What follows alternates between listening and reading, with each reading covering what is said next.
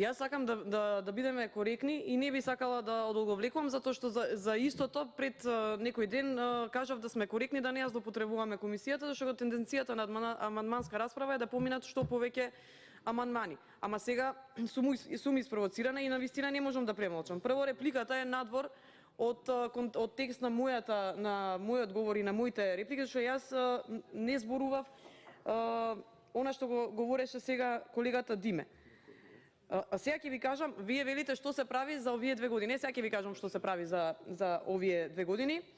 2 години во Газибаба не се пипна ништо, за да последнава година, бидејќи е наредната година изборна година, се фати да се гради без никаков ред и во тежок хаос е Газибаба.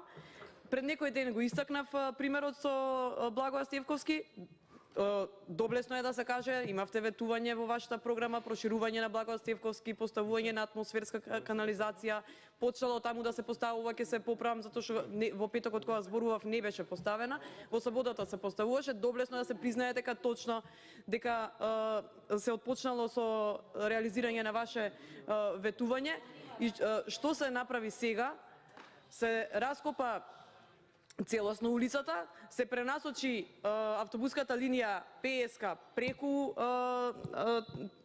преку текстил и металски завод Тито да се движи, и сега има поплаки и од патници кои што се возат со ЈСП и од самите шофери. Она што сакам да го истакнам, претходно беше нанесена една штета врз граѓани како од Газибаба, од потегот во кој што се движи линијата ПСК, со тоа што се пренасочи да се движи од страна на градоначалникот Скопје, да се пренасочи да се движи под трговскиот центар, како причина дека ќе заживее градскиот трговски центар, што навистина не гледам никаква оправданост за тоа, затоа што ниту заживее, ниту пак ќе заживее во тој дел.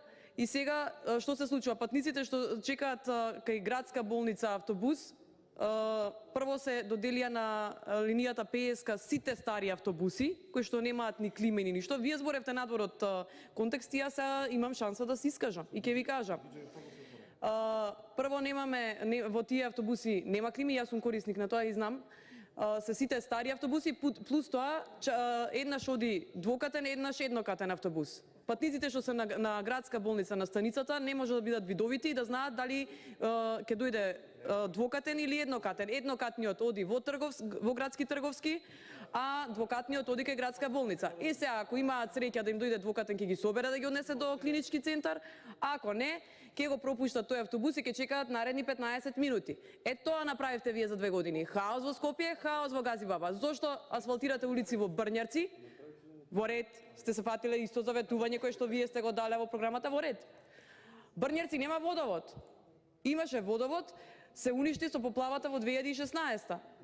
И сега разговараме за одводни канали, за канализациони мрежи. Газибаба, голем дел од Газибаба функционира на одводни канали, а вие кратите за одводни канали средства. А знаете што се случи со катастрофалната поплава во 2016, кога имаше и жртви. И тоа треба да е приоритет во државата. Благодарам.